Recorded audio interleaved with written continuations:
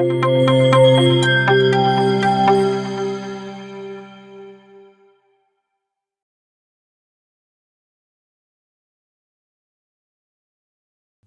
మన కొరకు ఉద్దేశించిన వాక్య ధ్యానాంశము ఎఫెసీయులకు రాసిన పత్రిక 6వ అధ్యాయము 11-12 వచనములు. మీరు అపవాది తంత్రములను ఎదురించుటకు శక్తిమంతులగునట్లు దేవుడిచ్చు సర్వాంగ కవచమును ధరించుకునిడి. ఏలయనగా మనము పోరాడునది శరీరులతో కాదు గాని ప్రధానులతోనూ అధికారులతోనూ ప్రస్తుత అంధకార సంబంధులకు లోకనాథులతోనూ ఆకాశ మండలమందున్న దురాత్మల సమూహములతోనూ పోరాడుచున్నాము. దేవుని యొక్క సహాయం కొరకు ఆయన పాదాలను అర్థిద్దాం. పరిశుద్ధుడా, మహోన్నతుడా, మహాఘనత వహించిన మా దేవా, మీరు బయలుపరిచినటువంటి విషయాలను ప్రభువా అయా నీవు అనుగ్రహించేటువంటి వాక్శక్తితో బలమైనటువంటి ఆత్మాభిషేకముతో ప్రకటించడానికి ఈ దీనదాసురాలైన నన్ను, గార్ధబమునైన నన్ను జ్ఞాపకం చేసుకోండి. ఈ గార్ధబము నోట మీ మాట ఉంచమని నీ సన్నిధిలో వేడుకుంటున్నాను ప్రభువా. ఏ విషయాలైతే మీరు బయలుపరిచారో ఆ విషయాలను ప్రభువా నేను ప్రకటించుటకు ప్రభువా కావలసిన ఆత్మశక్తిని, బలాన్ని అనుగ్రహించండి. నీ మాటలు మాకు క్షేమ సాధనములు, నీ వాక్కు మమ్మను బాగు చేసేది, నీ మాటల యొక్క మాధుర్యమును మేము ఆస్వాదించడానికి సహాయము చేయండి. పరిశుద్ధాత్మదేవ, మీరే మాకు తోడై ఉండండి.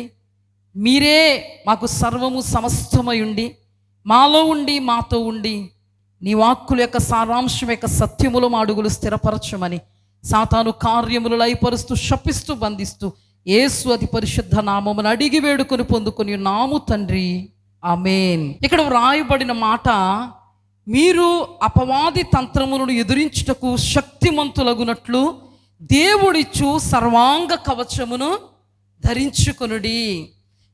అపవాది యొక్క తంత్రములు ఎదిరించుటకు. అపవాది తంత్రగొట్టి. అపవాది ఎవరు? తంత్రగొట్టి. వాడు కుయుక్తిపరుడు, వాడు మోసగాడు, వాడు మోసం చేస్తాడు. చివరికి మన అంతము నరకము అగునట్టుగా వాడు మనల్ని మోసం చేస్తాడు. కాబట్టి తంత్రగొట్టి అనబడేటువంటి అపవాది యొక్క తంత్రాలను ఎదిరించుటకు మనకు శక్తి కావాలి. హల్లెలూయా, దేవునికి మహిమ కలుగునుగాక. ఆ శక్తి ఎవరివ్వాలి అంటే ఆ శక్తి సాక్షాత్తు మన దేవదేవుడే మనకు ఇవ్వగలగాలి. దేవుడే మనకు ఇవ్వగలగాలి. దానినే వాక్యం ఏమంటుందంటే సర్వాంగ కవచము. హల్లెలూయా. ఏంటి సర్వాంగ కవచము? మీరు అపవాది తంత్రములను ఎదురించుటకు శక్తిమంతులగునట్లుగా దేవుడిచ్చు సర్వాంగ కవచమును ధరించుకొనుడి. దేవునికి మహిమ కలుగునుగాక, దేవునికి స్తోత్రము కలుగునుగాక. అపవాది మనందరికీ తెలుసా కదా. మొన్నటి దినం మనం చాలా సుస్పష్టంగా మనం ధ్యానం చేసుకున్నాం. బుధవారం అపవాది గురించి కదా. అపవాది మొట్టమొదటగా ఏమై ఉన్నాడో, ఎందుకు పాతాళమునకు త్రోసివేయబడ్డాడో, ఆ తర్వాత అపవాది యొక్క టార్గెట్ ఏంటో మనకి తెలిసిన విషయం. అపవాది మహిమతో చేయబడినటువంటి వాడు ఒకనొకప్పుడు లూసిఫర్ దేవదూత, ప్రధాన దేవదూత. కానీ వాడు త్రోసివేయబడ్డాడు. ఎక్కడి నుండి? మహిమ కలిగినటువంటి లోకం అనబడేటువంటి పరలోక రాజ్యము నుండి త్రోసివేయబడ్డాడు. కాబట్టి వాడు మహిమను కోల్పోయినటువంటి దిగంబరి. ఏం కోల్పోయిన దిగంబరి? మహిమను కోల్పోయినటువంటి దిగంబరి. కాబట్టి దేవుడు ఏ మానవుణ్ణైతే కలుగు చేసుకున్నాడో ఆ మానవుణ్ణి కూడా దేవుడే శపించేలాగున, దేవుడే త్రోసేసేలాగున, దేవుని ఎదుటే ఆ మనుషుడు దిగంబరిగా ఉండాలి అనేటువంటి ఉద్దేశ్యముతో, కుయుక్తితో, పన్నాగముతో, కపటముతో, మోసముతో, వంచనతో ఏ మనుష్యుని మిరింగుదామా అని గర్జించు సింహము వలె వెతుకుతూ తిరుగులాడుతూ ఉన్నాడు. కాబట్టే ఆదాము హవ్వలు అనబడినటువంటి వాళ్ళని దేవుడు ఏదేను తోటలో పెడితే ఆ దేవుడే ఏదేనో తోట నుండి త్రోసివేయడానికి కుయుక్తి పన్నాడు అపవాది. అక్కడ అపవాది ఒక మాట మాట్లాడతాడు.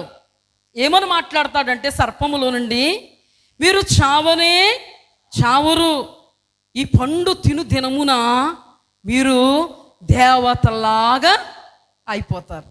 దేవతల్లాగా అయిపోతారు. నిజంగా అయిపోయారు దేవతల్లాగా. దేవతలు దేవుని దృష్టికి దిగంబరి, మహిమ వస్త్రాన్ని కోల్పోయిన దిగంబరి. ఆదాము హవ్వలు కూడా కుయుక్తి పరుడైనటువంటి అపవాది యొక్క మాట సర్పములో నుండి విన్నప్పుడు వాళ్ళు కూడా ఏమయ్యారు? దేవతలాగా అయిపోయారు. దేవతలాగా అయిపోయారు. అక్కడ రాయబడి ఉంది, వారు దిగంబరులై. దేవత అనేవాడు దిగంబరి, సాతాను ఎవడు? దిగంబరి. మరి దేవతలు ఎవరు? అపవాది అనుచరులు. అపవాది అనుచరులు. దేవుని వాక్యంలో వ్రాయబడినది, మీరు పోరాడునది శరీరులతో కాదు కానీ ప్రధానులతోనూ అధికారులతోనూ ప్రస్తుత అంధకార సంబంధులకు ఈ లోకాన్ని ఏలే నాథులు అనబడేటువంటి దేవుళ్ళు అని పిలువబడుతున్న అపవాది అనుచరులు అనబడేటువంటి దేవతలు. అందుకే దేవతలు ఎవరు? దిగంబరులు. అపవాది దిగంబరి, అపవాది అనుచరులు దిగంబరులు, దేవతలు కూడా అపవాది అనుచరులు గనుక అవి దిగంబరులు. లోకాన్ని ఏలేటువంటి నాథులు. మనం ఏమంటాం? నా యేసునాథా నన్నెంతగానో ప్రేమించినావు. యేసునాథా అంటే యేసు క్రీస్తు దేవుడా అంటాం. ఈ లోకాన్ని ఏలే నాథుల్ని వాళ్ళేమంటున్నారు? దేవుళ్ళు. కానీ అవి దేవుళ్ళు కాదు, దేవతలు. దేవుడు ఒక్కడే, నరునికి దేవునికి మధ్యవర్తి ఒక్కడే, ఆయనే క్రీస్తు యేసు అనబడేటువంటి నరుడు. హల్లెలూయా. దేవుడు ఒక్కడే. మరి వీళ్ళెవరు? దేవతలు. మరి ఎందుకు దేవుళ్ళుగా పిలిపించుకుంటున్నారంటే, అపవాది యొక్క పెచ్చ అంతా కూడా ఏంటి? సింహాసనమునకు ఎక్కిపోయేదను, సభాపర్వతం మీదకి ఎక్కిపోయేదను, మహోన్నతునితో నన్ను నేను సమానునిగా చేసుకుందును. వాడి పిచ్చంతా కూడా ఏంటి? నాకు ఆ స్థానం కావాలి, నాకు ఆ స్థానం కావాలి, నాకు ఆ స్థానం కావాలి. ఆ స్థానంలో ఆయన ఏమై ఉన్నారు? ఆరాధనకు యోగ్యుడై, అర్హుడై, స్తుతులకు పాత్రుడై, స్తోత్రార్హుడై, స్తుతుల సింహాసనమందు ఆసీనుడై, మహోన్నతమైనటువంటి దేవుడువై, దేవదేవుడై ఉన్నాడు. మరి వీడేమై ఉన్నాడు? చీకటి అయి, పడద్రోయబడిన వాడై, దిగంబరి అయి ఉన్నాడు. కళ్ళకు వస్తే భయపడేలాగా ఉన్నాడు. భయపడతాం లేదా? పాస్టర్ గారండి ప్రార్థన చేయండి, పాస్టర్ గారండి చీకటి వచ్చేసిందండి, ఎందుకు భయపెడతాడు వాడు? అర్థమవుతుందా? ఇక్కడ ఏమని రాయబడి ఉందంటే, లోక నాథులు. వాడికి ఎప్పుడూ కూడా సింహాసనం కావాలి, వాడికి ఎప్పుడూ కూడా ఆ దేవుడు ఎలాగైతే ఆరాధింప చేసుకుంటున్నాడో మేము కూడా ఇదే ఇదే తందాపన, ఇదే తందాపన. అందుకని ఈయన పెద్ద సైతాను, అవన్నీ అనుచరులైనటువంటి సైతానులు. అవి ఎన్ని తెగలు? 4 తెగలు. ఒకటి ప్రధానులు అనబడేటువంటి తెగ, రెండవది అధికారులు అనబడేటువంటి తెగ, మూడవది ఈ లోక నాథులు అనబడేటువంటి తెగ, నాలుగవది ఆకాశ మండలమందున్న దురాత్మల సమూహములు. దురాత్మలు కాదు, సమూహము కాదు, దురాత్మల సమూహములు. కోట్ల కొలది, వర్ణింప సఖ్యము కాని, లెక్కింప చాలని దురాత్మలు అంటే దయ్యాలు. ఇదంతటికి రాజు ఎవడు? సాతాను రాజు. నరక రాజ్యానికి రాజు ఎవడు? సాతాను రాజు. చివరికి వాడంతం కూడా నరకమే. అందాక రాజు, తర్వాత నరకమే. మీతో చెప్తున్నటువంటి మాట జాగ్రత్తగా వినండి. దేవాది దేవుడు ఆయన మహాకృపను బట్టి ఈ దీనదాసురాలకు కొన్ని కృపలు ఇచ్చారు. ఆ కృపలలో ఒకటి, దేవుడు నన్ను ఆకాశంలోనికి కొనిపోయేటువంటి కృపను దేవుడు నాకు అనుగ్రహించాడు. దేవునికి మహిమ కలుగునుగాక. 2006వ సంవత్సరంలో మేము సేవకు వచ్చాం. దాదాపు 2-3 సంవత్సరాల తర్వాత అనుకుంటాను ఈ విషయాన్ని దేవుడు నాకు బయలుపరిచారు. ఒక దినాన ప్రార్థనలు అంటే స్తోత్ర ప్రార్థనలో, రేయి మొదటి జామున ఉన్నటువంటి ప్రార్థనలో ప్రార్థన చేసుకుంటూ, ప్రార్థన అయిన తర్వాత మేము పడుకున్నాం. అప్పుడు నా ఆత్మను దేవుడు ఒక స్థలానికి తీసుకుని వెళుతున్నట్టుగా నాకు తెలుస్తుంది.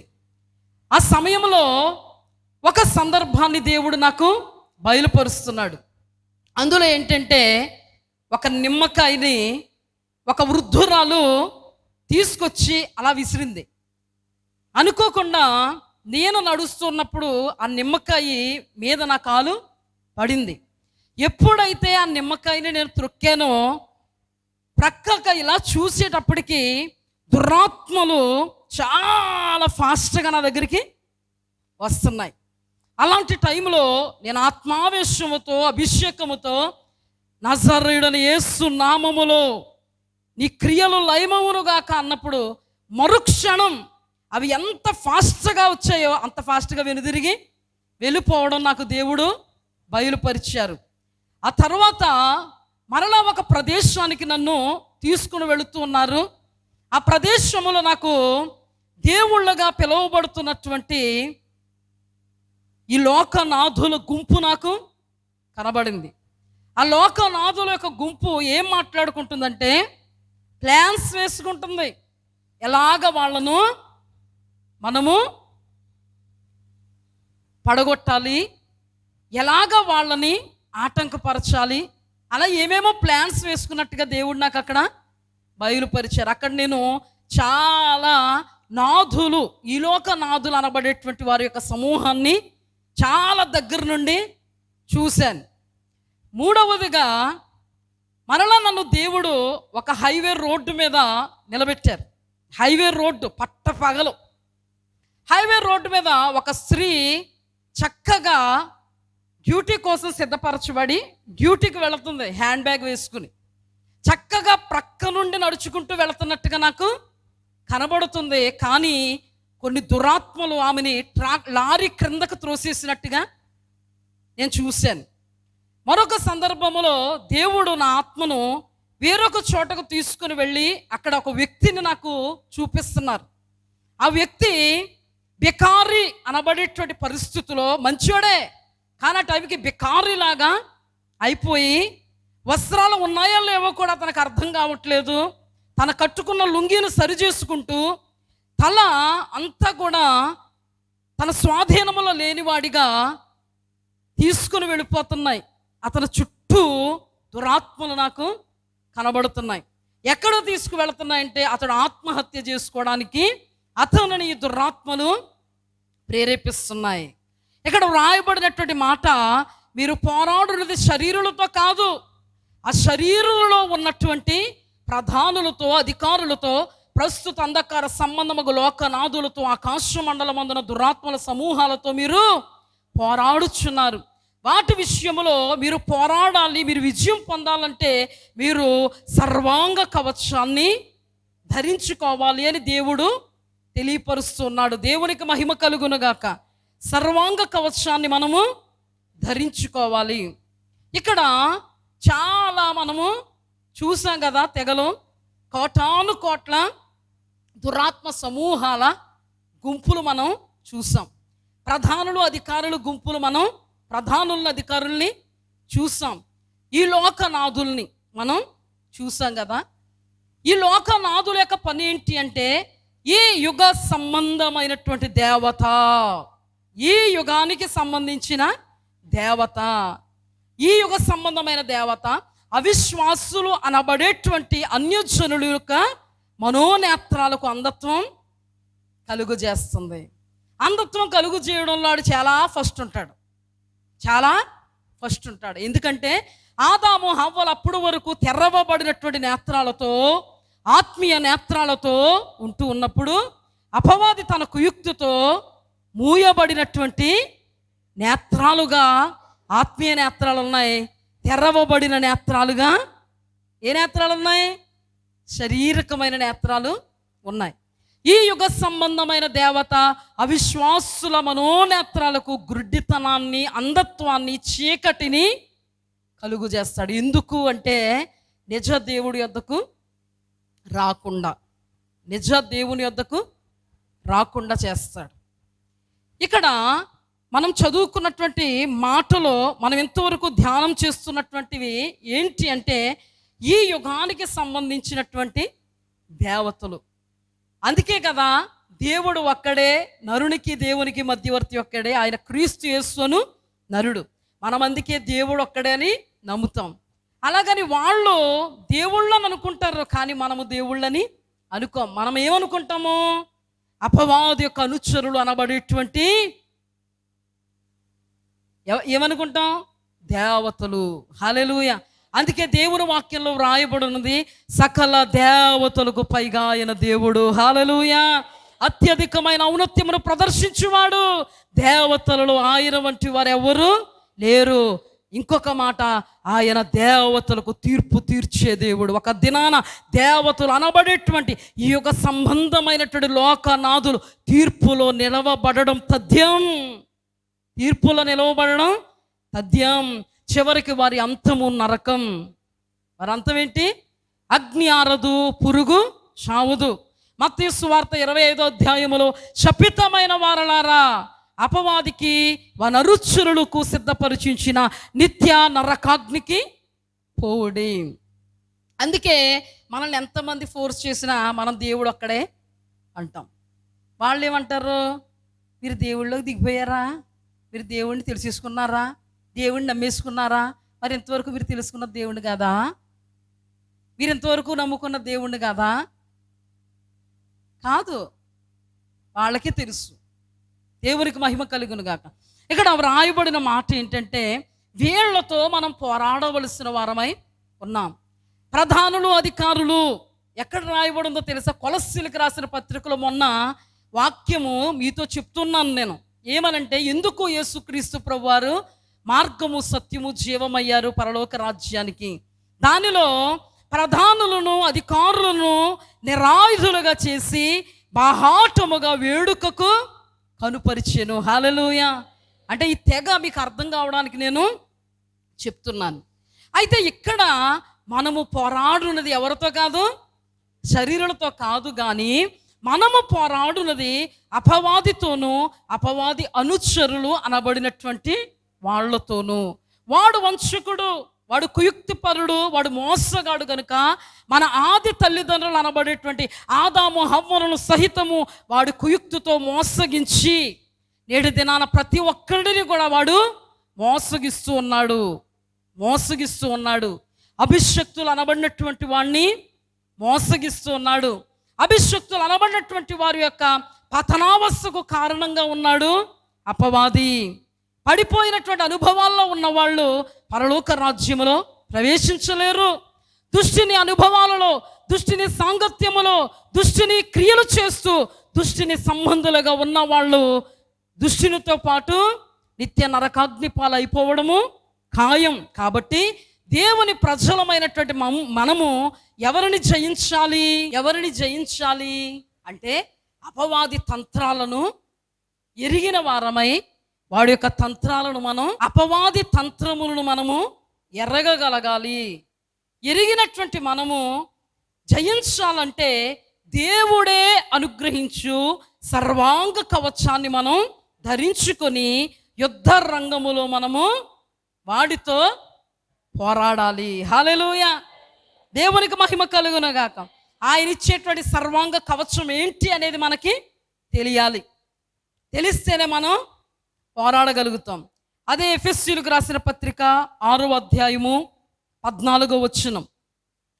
ఏలయనగా మీ నడుమునకు సత్యమును దట్టి కట్టుకుని నీతి అను మైమరవు తొడుగుకొని పాదములకు సమాధాన సువార్త వలనైన సిద్ధ మనస్సును జోడు తొడుగుకొని నిలవబడుడి. ఇవన్నీ గాక విశ్వాసమును డాలు పట్టుకునుడి. దానితో మీరు దుష్టుని అగ్ని బాణములన్నిటినీ ఆర్పుటకు శక్తిమంతులగుదురు. మరియు రక్షణ అను శిరస్త్రాణమును దేవుని వాక్యమును ఆత్మ ఖడ్గమును ధరించుకొనుడి. హల్లెలూయా. ఇక్కడ ప్రభువు చెప్తున్నారు, సత్యం అనేటువంటి తోలు దట్టిని నడుముకు మీరు కట్టుకోవాలి. నీతి అనేటువంటి మైమరవును మీరు తొడుగుకోవాలి. సిద్ధ మనస్సు అనేటువంటి జోడును మీరు తొడుగుకోవాలి. విశ్వాసము అనేటువంటి డాలును మీరు చేతితో పట్టుకోవాలి. రక్షణ అనబడేటువంటి శిరస్త్రాణమును మీరు ధరించగలగాలి. అంతేకాదు ఆత్మ ఖడ్గము అనబడేటువంటి వాక్యము అనబడేటువంటి ఖడ్గమును మీరు ధరించుకోవాలి. హల్లెలూయా. దేవునికి మహిమ కలుగును గాక. మొట్టమొదటిగా సత్యము. సత్యం అంటే నీ వాక్యమే సత్యం. నీ వాక్యం యొక్క సారాంశమే సత్యం. వాక్యం ఏం తెలియపరుస్తుంది? వాక్యం యొక్క సారాంశం ఏంటి? మీకు ఉపదేశిస్తున్న ఈ ఉపదేశం యొక్క సారాంశము మీకు ఏదైతే తెలియపరుస్తుందో అది మీరు తెలుసుకోగలిగిన వారై ఉండాలి. మొట్టమొదటి పాయింట్. రెండవ పాయింట్ ఏంటంటే నీతి అనేటువంటి మైమరవు. నీతి అంటే ఏంటంటే మనము తెలుసుకున్నటువంటి ఈ వాక్య ప్రకారముగా మనము నడుచుటయే నీతిని మనము జరిగించుట. హల్లెలూయా. నీతిని మనం జరిగించాలి అంటే మనము వింటున్నటువంటి వాక్యమును క్రియారూపకంగా మనము మన జీవితంలో అన్వయించి చూపించడమే నీతి అనేటువంటి మైమరువును మనము తొడుగుకునుట. జాగ్రత్తగా గమనించండి, ఇంకా అర్థమవుతుంది మీకు. మూడవదిగా సిద్ధ మనస్సు అనేటువంటి జోడు. మీకు చంచలత్వమైన మనస్సు ఈ విషయంలో, దేవుని విషయంలో చంచలత్వం అనేది ఉండకూడదు. సంసిద్ధత అనేది మీలో ఉండాలి. ఎప్పుడూ కూడా సంసిద్ధులుగా ఈ వాక్యమును తెలుసుకోవడానికి, ఆ వాక్య ప్రకారముగా మనం నడవడానికి లేదా జీవించడానికి మన జీవితంలో ఎల్లప్పుడూ కూడా సంసిద్ధత రూఢి అయినటువంటి సిద్ధపాటు మనకి ఉండగలగాలి. తర్వాత విశ్వాసం అనేటువంటి డాలు మనం పట్టుకోవాలి. విశ్వాసం లేకుండా దేవునికి ఇష్టలైనట అసాధ్యం. మనకు విశ్వాసం ఉండాలి. ఏంటి విశ్వాసం? దేవుడు ఉన్నది నిజం, దేవుని వాక్యమే సత్యం, దేవుని వాక్య సారాంశమే సత్యం, ఆ వాక్య ప్రకారముగా నేను జీవించటమే నీతి. సిద్ధమైనటువంటి మనస్సుతో కుడి ఎడమలకు తొలగిపోకుండా, వెనుదిరిగిపోకుండా మనము సిద్ధపాటు కలిగినటువంటి వారమై సిద్ధ మనస్సుతో, రూఢి అయినటువంటి మనస్సుతో, సంసిద్ధతతో ఈ విషయాల్లో ముందుకు కొనసాగడమే అనేటువంటి విశ్వాసం మనలో ఉండాలి. ఆ తర్వాత వ్రాయబడినది రక్షణ అనేటువంటి శిరస్త్రాణం. దేవుడు మనకు అనుగ్రహించినటువంటి ఉచితమైన రక్షణ, దానిని ఎల్లప్పుడూ కూడా మనం కొనసాగించాలి. అంటే దాని అర్థం ఏంటంటే మనము కలిగి ఉన్నటువంటి ఆత్మీయతను మనము ఎల్లప్పుడూ కూడా కలిగి కాపాడుకొని జీవించగలగాలి. తర్వాత దేవుని వాక్యం అనేటువంటి ఆత్మ ఖడ్గం. శత్రువులను ఎదుర్కొనే సర్వాంగ కవచమై యుద్ధమునకు సిద్ధ మనసు నిచ్చుచున్నది. అపవాది వేయుచున్న అగ్ని బాణములను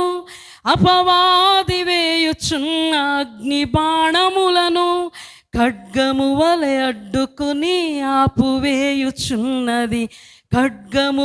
అడ్డుకుని ఆపువేయుచున్నది. నీ వాక్యమే నన్ను బ్రతికించెను, బాధలలో నెమ్మదినిచ్చెను. ఆత్మ ఖడ్గము అనేటువంటి వాక్యమును మనము ధరించుకోగలగాలి. ధరించుకోవడం అంటే ఆత్మ ఖడ్గము అనేటువంటి వాక్యం అంటే ఏంటి? వాక్యమే దేవుడు. హల్లెలూయా. దేవుణ్ణి ధరించుకోవడం అంటే ఏంటి? దేవుని యొక్క ఆత్మాభిషేకముతో మనము నింపబడినటువంటి అనుభవాల్లో ఉండాలి. సర్వాంగ కవచం అంటే ఇది.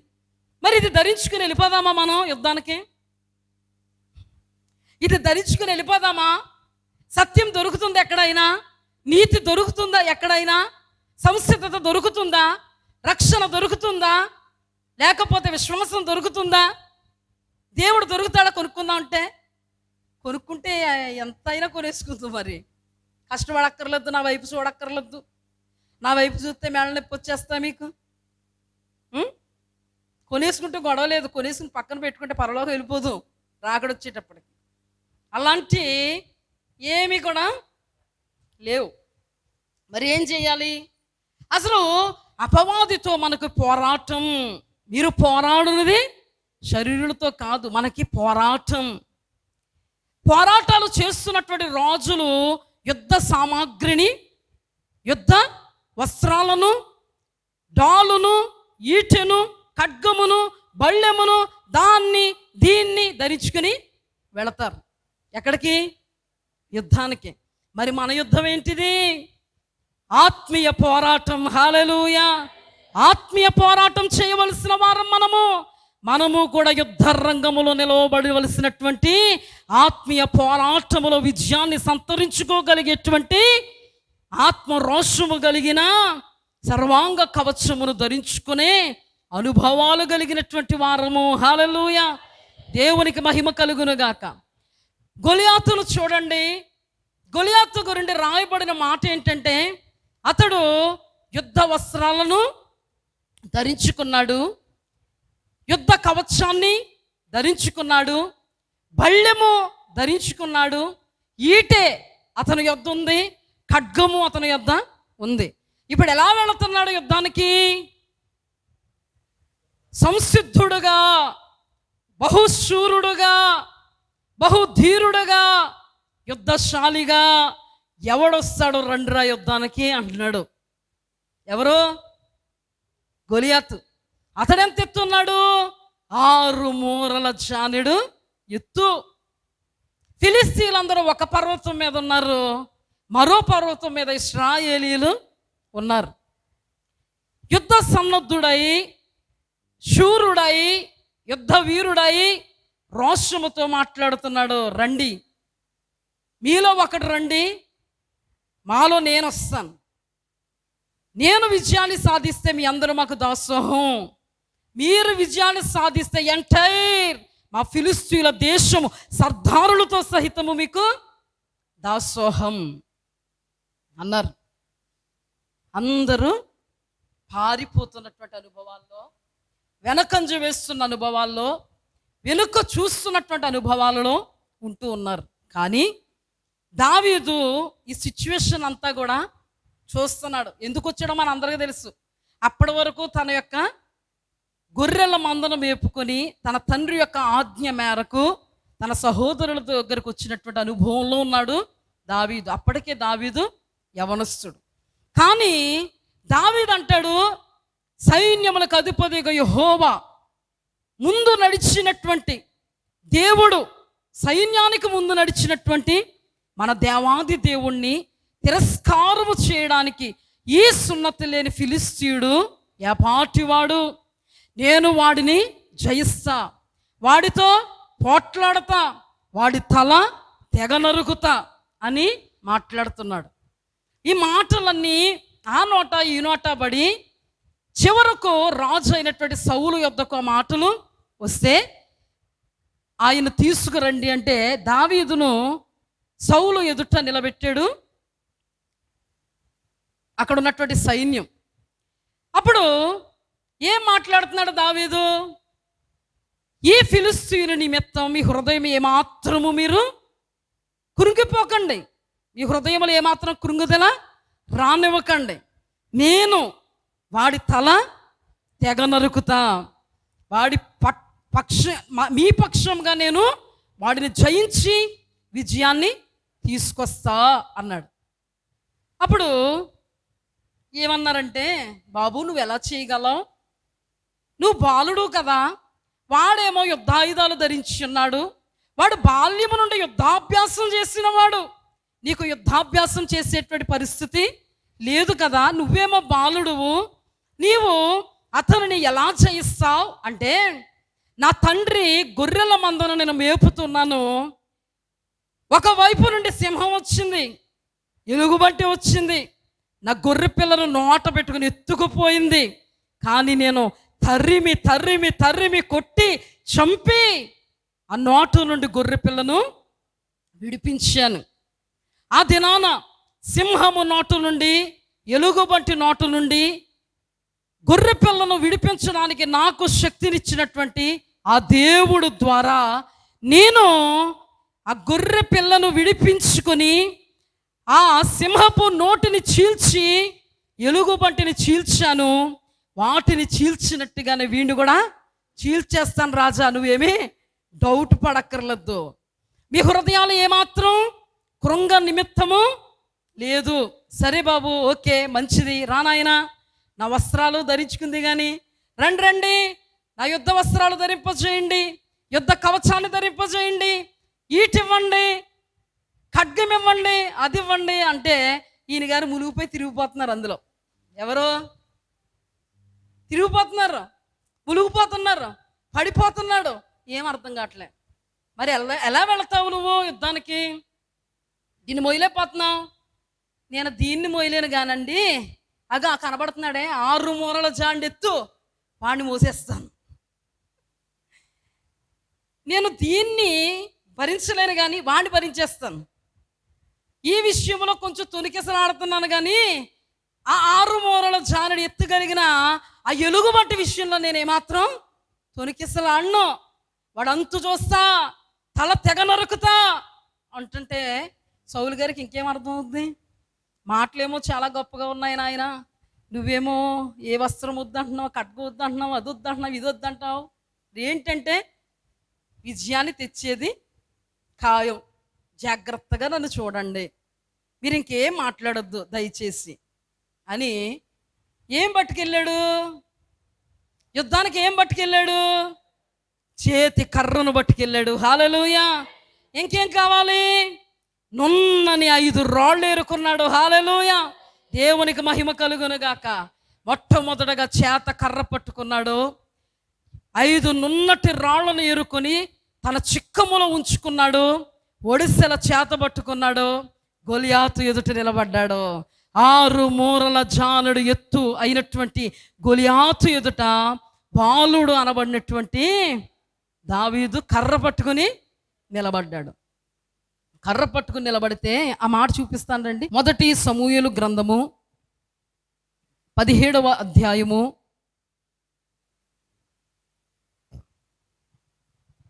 1 సమూయేలు గ్రంథము 17వ అధ్యాయము 39-40. తన కర్ర చేత పట్టుకుని ఏటి లోయలో నుండి 5 నున్నని రాళ్ళు ఏరుకొని తన యొద్దనున్న చిక్కములో ఉంచుకొని ఒడిసెల చేత పట్టుకుని ఆ ఫిలిష్తీయుని చేరువకు పోయెను. హల్లెలూయా. సీడు ఏమంటాడు? చూస్తున్నాడు, చుట్టూ వస్తున్నాడు యుద్ధానికి అని వచ్చాడు ఒక డాలు పట్టుకుని.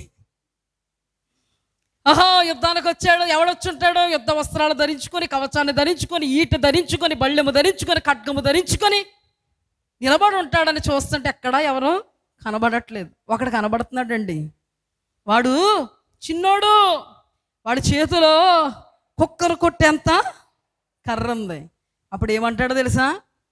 ఎవరు నాతో కలబడేది అంటే నేనే నీతో కలబడేది అన్నాడు. నువ్వా?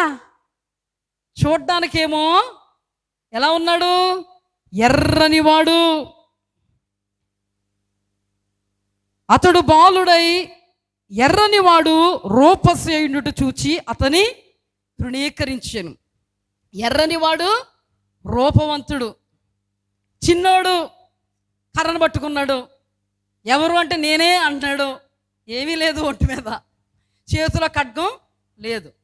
ఏమన్నాడంటే నా రేంజ్కి నువ్వు సరిపోవు, నా రేంజ్కి నువ్వు సరిపోవు, రా నీ అంతు చూస్తాను, ఆకాశ పక్షులకు భూమృగాలకు నీ యొక్క కళేబరాన్ని ఇచ్చేస్తాను అని తన దేవతల పేరట శపిస్తుంటే ఈ చిన్నోడు కర్ర పట్టుకొని 5 రాళ్ళు ఏరుకొని చెక్కంలో ఉంచుకొని ఒడిసెలు పట్టుకుని నిలబడి ఈ చిన్నోడు ఏమంటున్నాడో తెలుసా?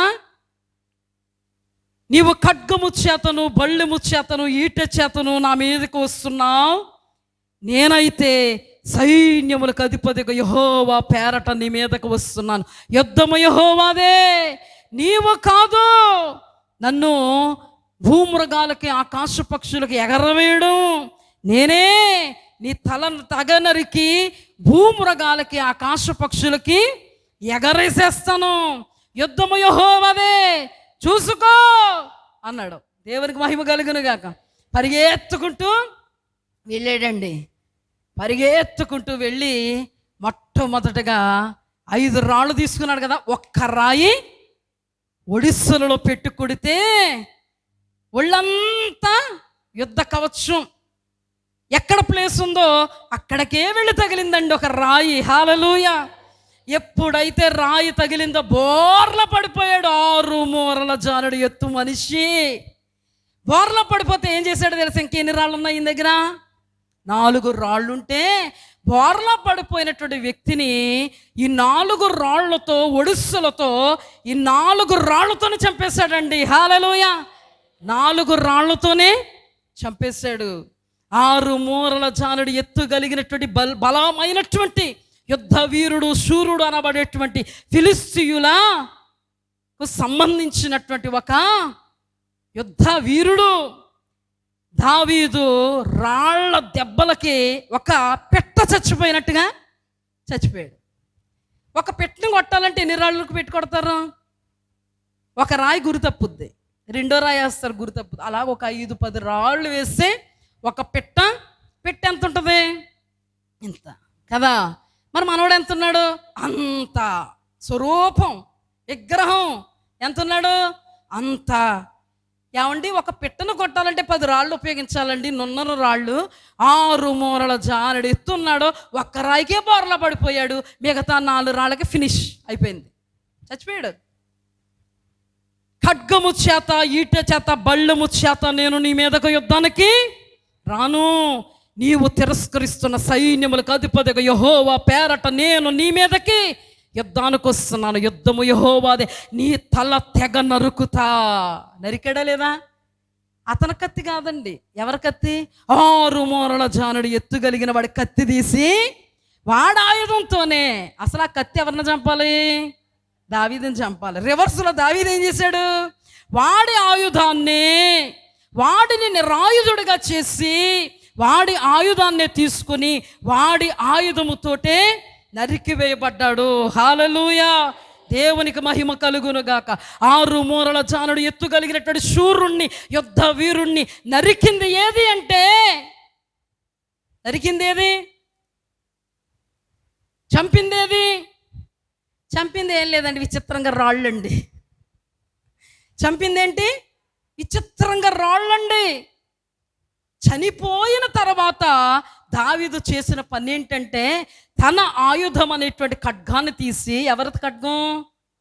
గొలియాతు ఖడ్గాన్ని తీసి తల తెగ నరికి ఆ తలతో వెళుతున్నాడు సౌలు దగ్గరికి విజయోత్సవముతో. హల్లెలూయా. దేవునికి మహిమ కలుగును గాక. ఒక విషయం చెప్తాను. దావీదు తర్వాత దినాలలో యుద్ధాయుధాలు మోసేవాడిగా ప్రమోట్ అయ్యాడు.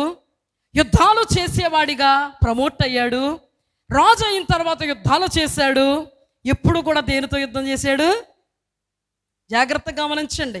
యుద్ధ కవచంతో, డాలుతో, ఖడ్గముతో, దాంతో, దీంతో. కానీ గొలియాతు మీద యుద్ధము చేసేటప్పుడు దావీదు దేనితో యుద్ధం చేశాడు? దేవుని కర్ర. హల్లెలూయా. దేవుని కర్ర. దేవుని కర్ర దావీదు చేతిలో ఉన్నది. తెలుసుకోలేకపోతున్నాడు. శత్రువు అనబడేటువంటి అపవాదికి సాదృశ్యంగా ఉన్నటువంటి గొలియాతు. దావీదు శత్రువు అనబడినటువంటి అపవాదితో యుద్ధములో, పోరాటములో నిలబడుతున్నప్పుడు అతడు ధరించుకున్నది యెహోవా నామము. హల్లెలూయా. అదే దేవుని కర్ర. హల్లెలూయా. అదే నిర్గమకాండములో మోషే చేతిలో ఉన్న దేవుని కర్ర. మోషే అంటాడు, యెహోషువ అదిగో దేవుని కర్ర చేత పట్టుకొని నేను ఆ శిఖరము మీద నిలవబడతా. నీవు అమాలేకీయులతో యుద్ధం చెయ్యి. హల్లెలూయా. దేవునికి మహిమ కలుగును గాక. దేవుని చేతిలో ఉన్న కర్ర అది దేవుని కర్ర. హల్లెలూయా. అదే దేవుని వాక్యము అనబడేటువంటి దేవుడు, అదే దేవుని వాక్యం అనబడే ఆత్మ ఖడ్గము, అదే దేవుడు దావీదుకి ఇచ్చిన ఆత్మ అభిషేకము. హల్లెలూయా. దేవునికి మహిమ కలుగును గాక. అభిషేకము అర్థమైందా? లేకపోతే రాడికి ఎవరు పడిపోతారండి? రాయికి ఎవరు పడిపోతారు? చెప్పాను కదా, పిట్టను కొట్టడానికే 10 రాళ్ళు పడతాయి నైపుణ్యం కలిగినోడికి. పాస్టమ్మ గారు మరి 5 రాళ్ళు ఏంటండి? మరి 5 రాళ్ళు ఏంటండి? దేవుడు నాకు బయలుపరిచిన విషయం మీతో చెప్తాను. ఆ 5 రాళ్ళే అతడు ధరించిన, దేవుడు అనుగ్రహించిన సర్వాంగ కవచము. హల్లెలూయా. దేవునికి మహిమ కలుగును గాక. ఎఫెసీయులకు రాసిన పత్రిక 6వ అధ్యాయము 14వ వచనం. ఏలయనగా మీరు నడుమునకు సత్యము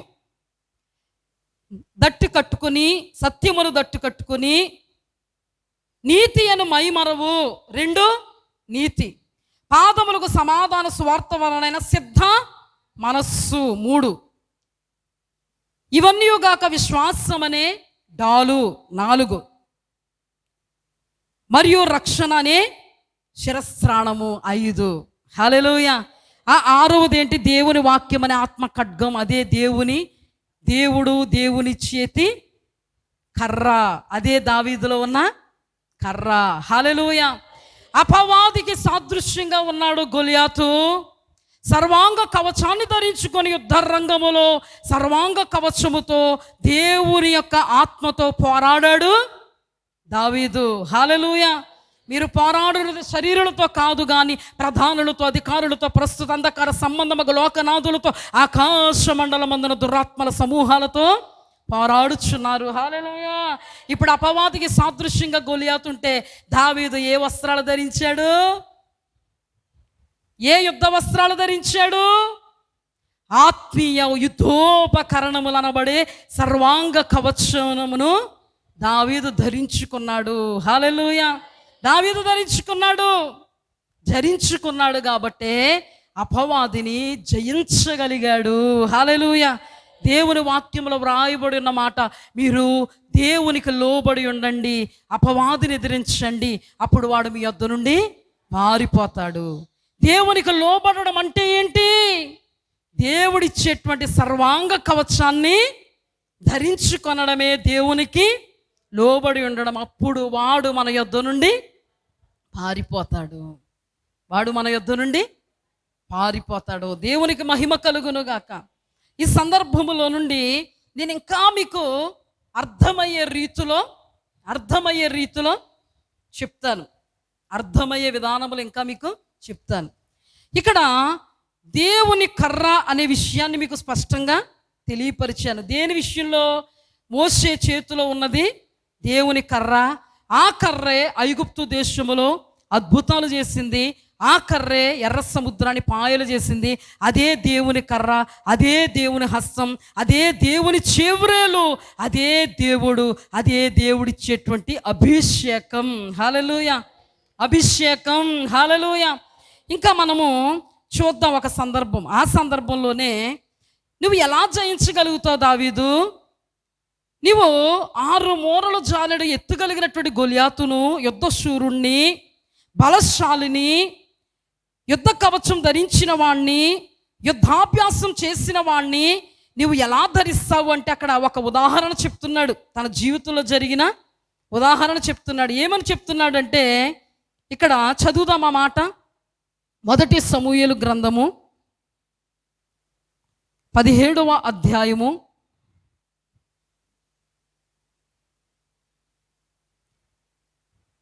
33వ వచనం. సౌలు ఈ ఫిలిస్తీని ఎదుర్కొని వానితో పోట్లాడుటకు నీకు బలము చాలదు, నీవు బాలుడువు, వాడు బాల్యము నుండి యుద్ధాభ్యాసము చేసిన వాడని దావీదుతో అనెను. అందుకు దావీదు సౌలు తిట్లెనెను, మీ దాసుడనైన నేను నా తండ్రి యొక్క గొర్రెలను కాయుచుండా సింహమును ఎలుగుబంటికి వచ్చి మందలో నుండి ఒక గొర్రె పిల్లను ఎత్తుకొని పోవుచుండగా నేను దానిని తరిమి చంపి దాని నోట నుండి ఆ గొర్రెను విడిపించి తిని, అది నా మీదికి రాగా దాని గడ్డము పట్టుకొని దానిని కొట్టి చంపి తిని. మీ దాసుడనైన నేను ఆ సింహమును ఎలుగుబంటిని చంపి తినే, జీవము గల దేవుని సైన్యమును తిరస్కరించిన ఈ సున్నతి లేని ఫిలిస్తీయుడు వాటిలో ఒక దాని వలె అగుననియు, సింహము యొక్క బలము నుండి ఎలుగుబంటి యొక్క బలము నుండి నన్ను రక్షించిన యెహోవా ఈ ఫిలిస్తీయుని చేతుల నుండి కూడా నన్ను విడిపించునని చెప్పినందుకు సౌలు, పొమ్ము, యెహోవా నీకు తోడుగా ఉండునుగా కానీ దావీదుతో అనిను. ఎలా చంపుతావు దావీదు అంటే, దావీదు అప్పటికే అభిషేకం కలిగినవాడు. దేవునికి మహిమ కలుగునుగాక. అప్పటికే దావీదు అభిషేకం కలిగినవాడు. అప్పటికే దేవుడు దావీదుని కోరుకున్నాడు. అప్పటికే దేవుడు సమూయేలు ద్వారా దావీదును అభిషేకం చేశాడు. అతడు అప్పటికే ఎవరు? అభిషక్తుడు. ఆ టైంలో అతడు ఏమంటాడంటే, మొట్టమొదటగా సింహము నోట నుండి ఎలుగుబంటి నోట నుండి నన్ను రక్షించిన నా దేవుడు తప్పకుండా వీడి చేతుల్లో నుండి నన్ను రక్షిస్తాడు. హల్లెలూయా, దేవునికి మహిమ కలుగునుగాక. దేవుడు అంటే ఏంటో దావీదుకు తెలుసు. దేవుడు రక్షించ సమర్థుడు అనే విషయం దావీదుకి తెలుసు. అందుకే ప్రాణాపాయ పరిస్థితులలో సహితం దావీదు అంటాడు, గాఢాంధకారపు లోయలలో నేను సంచరించిన ఏ అపాయానికి నేను భయపడను, నీవు నాకు తోడై ఉంటావు. హల్లెలూయా.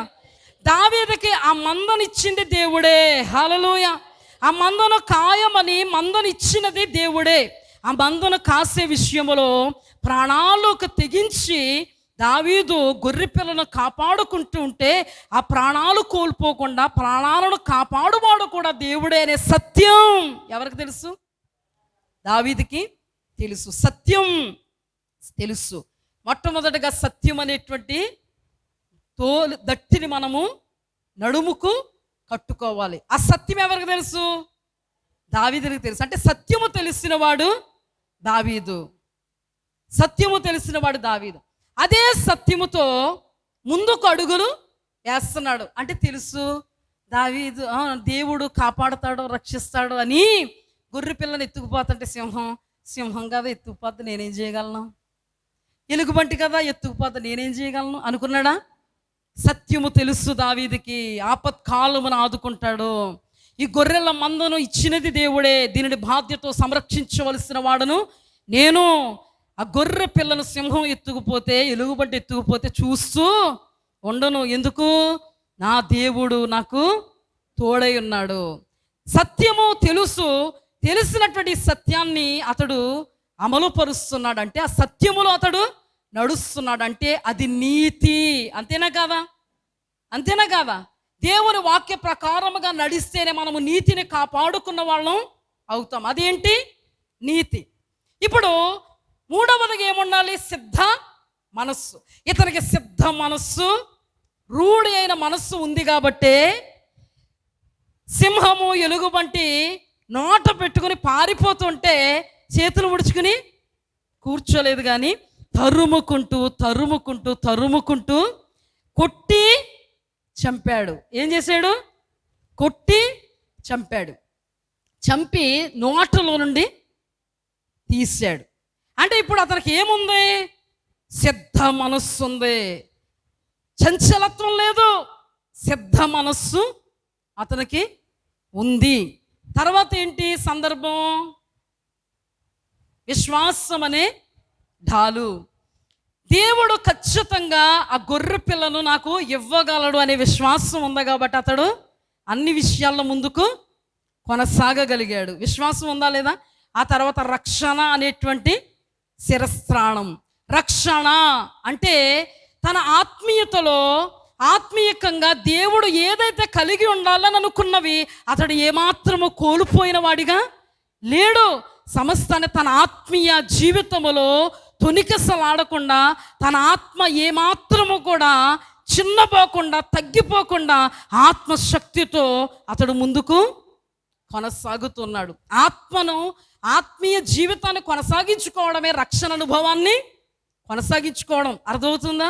ఎప్పుడు కూడా అతడు తన రక్షణ అనబడేటువంటి దేవుణ్ణి అతడు ఎప్పుడు కోల్పోలేదు, అవిశ్వాసిగా లేడు. కాబట్టే రక్షణకరంగా మరలా అతను తిరిగి వచ్చాడు.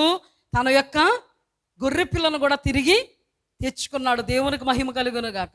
ఆ తర్వాత వాక్యం అనేటువంటి ఖడ్గము, అదే అభిషేకం అన్నాను, అదే దేవుడు అన్నాను కదా. అక్కడ రాయబడిన మాట ఏంటంటే కొట్టి చంపెను అని రాయబడి ఉంటుంది. చూడండి ఆ మాట.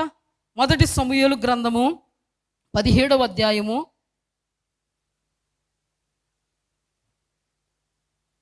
35వ వచనం. నేను దానిని తరిమి చంపి దాని నోట నుండి ఆ గొర్రె పిల్లను విడిపించి అది నా మీదకి రాగా దాని గడ్డం పట్టుకుని దానిని కొట్టి చంపి తిని. హల్లెలూయా, దేవునికి మహిమ కలుగును గాక. ఇప్పుడు అతనికి ఏముంది? దేవుని అభిషేకం ఉంది. దేవుని అభిషేకం ఉందంటే దేవుడే అతనితో ఉన్నాడని అర్థం. అతనిలో సత్యము చూస్తున్నాం, నీతి చూస్తున్నాము, 3వదిగా సంసిద్ధత, 4వదిగా సంసిద్ధత చూస్తున్నాము, విశ్వాసము చూస్తున్నాము, రక్షణ అనేటువంటి ఆత్మీయతను చూస్తూ ఉన్నాం. దేని విషయంలో భరోసాతో అతడు సింహం మీదకి, ఎలుగుబంటి మీదకి వెళ్ళాడు? దేవుడు ఉన్నాడు, దేవుడు నన్ను కాపాడుతాడు, దేవుడి విషయంలో నాకు విజయాన్ని ఇస్తాడు. దేవునికి మహిమ కలుగునుగాక. ఇప్పుడు చూడండి, అతని జీవితంలో సర్వాంగ కవచం అనబడేటువంటి ఈ కవచం అతడు ధరించుకున్నట్లుగా మనం చూస్తూ ఉన్నాం. దీనిలో నుండి ఒక రుజువును నేను మీకు చూపించాను. 2వ రుజువు గొలియాతు సందర్భం. గొలియాతు సందర్భం చూద్దాం మనం. ఆ గొలియాతు సందర్భంలో రాయబడిన మాట ఏంటంటే 46వ వచనం. ఈ దినమున యెహోవా నిన్ను నా చేతికి అప్పగించును, నేను నిన్ను చంపిని తల తెగవేతును. హల్లెలూయా. భవిష్యత్తు అనేది దేవుడికి మాత్రమే తెలుస్తుంది, కానీ దావీదుకు తెలియదు. కానీ ఇతడు విశ్వాసంతో ఏం మాట్లాడుతున్నాడు? నేను నీ తల తెగ నరికి వేస్తా, నేను నిన్ను చంపుతా. ఇతరులు ఏం చూస్తున్నాం? విశ్వాసం అనేది చూస్తున్నాం. మరలా ఇంకేం చూస్తున్నామంటే, ఇక్కడ మనం ఏదైతే చూసామో, సింహము ఎలుగుబంటి సందర్భంలో ఏ నీతి అయితే చూసామో, ఏ సంసిద్ధత అయితే చూసామో, ఏ సత్యం అయితే చూసామో, ఏ రక్షణ అయితే చూసామో, లేకపోతే ఏ విశ్వాసం అయితే చూసామో, అదే ఈ సందర్భంలో కూడా మనము చూడడానికి దోహదపడుతుంది. హల్లెలూయా, దేవునికి మహిమ కలుగునుగాక. తన జీవితంలో విశ్వాసాన్ని మనం చూడగలుగుతున్నాం. దేవుని యొక్క సత్యము అంటే అతడు నాకు అప్పగింపబడడం అనేది సత్యము. ఆ సత్యముతో, విశ్వాసముతో అతడు అడుగులు ముందుకు వేయడం అనేది సత్యము. అక్కడే ఆగిపోలేదు కదా, అడుగులు ముందుకు వేశాడు, రాళ్లతో కొట్టాడు, 4 రాళ్లతో చంపాడు, ఫిలిష్తీయుని యొక్క ఖడ్గాన్ని తీసుకున్నాడు, అదే ఖడ్గముతో చంపేశాడు. దేవునికి మహిమ కలుగును గాక. ఇప్పుడు దావీదు గొలియాతు అనబడేటువంటి అపవాదిని జయించడానికి దావీదుకు ఏది కారణమైంది? మీరే చెప్పాలి. యుద్ధ కవచం కారణమైందా? డాలు కారణమైందా? లేకపోతే ఖడ్గం కారణమైందా? ఏం కారణమైంది? సర్వాంగ కవచము కారణమైంది. హల్లెలూయా, అర్థం చేసుకోగలిగారా? సర్వాంగ కవచం అతనికి కారణమైంది. మాట్లాడుతున్నాడు, ఏ దేవుణ్ణి అయితే నువ్వు తిరస్కరిస్తున్నావో ఆ దేవుడు పేరట నేను నీ మీదకి వస్తున్నాను. హల్లెలూయా. అదే దేవుని యొక్క అభిషేకముతో, దేవుని నామములో, దేవుని ద్వారా అతడు గెలవడానికి కారణమైంది. విశ్వాసముతో మాట్లాడడానికి కారణమైంది. సంసిద్ధతతో ముందు కొనసాగడానికి కారణమైంది. దేవుడి యొక్క వాగ్దానం, వాక్యము, సత్యము, ఆ సత్యములో నిలిచి ఉండడానికి కారణమైంది. ఆ సత్యములో అడుగులు ముందుకు వేసి నీతిని కనుపరచడానికి కారణమైంది. దేవునికి మహిమ కలుగునుగాక. దేవుని వాక్యం తెలియపరుస్తుంది, మీరు పోరాడున్నది శరీరులతో కాదు, మీరు పోరాడున్నది ప్రధానులతో, అధికారులతో, ప్రస్తుత అంధకార సంబంధులకు, లోకనాథులతో, ఆకాశ మండలమందున దురాత్మల సమూహాలతో మీరు పోరాడుతున్నారు. పోరాడడానికి మీకేం కావాలంటే దేవుడు అనుగ్రహించు సర్వాంగ కవచము మనకి కావాలి. ఈ సర్వాంగ కవచం అంటే ఏంటో మీకు స్పష్టంగా తెలియపరిచాను. అయితే మీరు ఆ సర్వాంగ కవచమును ధరించుకుని అనుభవాలలో ఉన్నారా లేదా మిమ్మును మీరే పరీక్ష చేసుకోవాలి. లేకపోతే అపవాది తంత్రగొట్టి వాడు మోసగాడు, మనల్ని మోసం చేసి చివరకు మన అంతాన్ని నరకాగ్నిగా మారుస్తాడు. కాబట్టి మనము శరీరులతో కాదు పోరాడవలసింది. ఒక సందర్భం చెప్తాను మీకు, ఇప్పటికే అర్థమైంది, ఇంకా అర్థం అవడానికి చెప్తాను. సౌలు మనందరికీ తెలుసు. సౌలుకు దురాత్మలు పట్టాయి. దురాత్మల చేత సౌలు వెరిపింపబడుతున్నాడు. ఆ టైంలోనే దావీదు సౌలులో ఉన్నటువంటి దురాత్మలను విడుదల చేయడానికి చమత్కారముగా సితారా వాయించగల అనుభవంలో ఉన్నాడు. కాబట్టి దావీదును సౌలు యొద్దకు తీసుకొచ్చి నిలబెట్టారు సైనికులు. హల్లెలూయా, దేవునికి మహిమ కలుగును గాక. అతడు సితారా పట్టి దేవుణ్ణి మహిమపరుస్తున్నప్పుడల్లా ఏమి జరిగింది? దురాత్మలు విడిచి వెళ్ళిపోయాయి. ఆ తర్వాత రాను రాను రాను రాను సౌలే ఒక పెద్ద శత్రువుగా దావీదుకి మార్చబడ్డాడు. సౌలును చంపేటువంటి పరిస్థితులు దావీదుకు చాలా చాలా చాలా చాలా వచ్చాయి. కానీ దావీదు సత్యము తెలిసిన వాడు గనుక, దావీదు సత్యం యొక్క సారాంశము తెలుసు గనుక దావీదు అనుకుంటాడు, అభిషక్తుణ్ణి నేను ముట్టను. ఎప్పుడైనా ముట్టాడా? నోటి మాటతో, కంటి చూపుతో, హృదయములో అయినా. మీరు పోరాడునది శరీరులతో కాదు.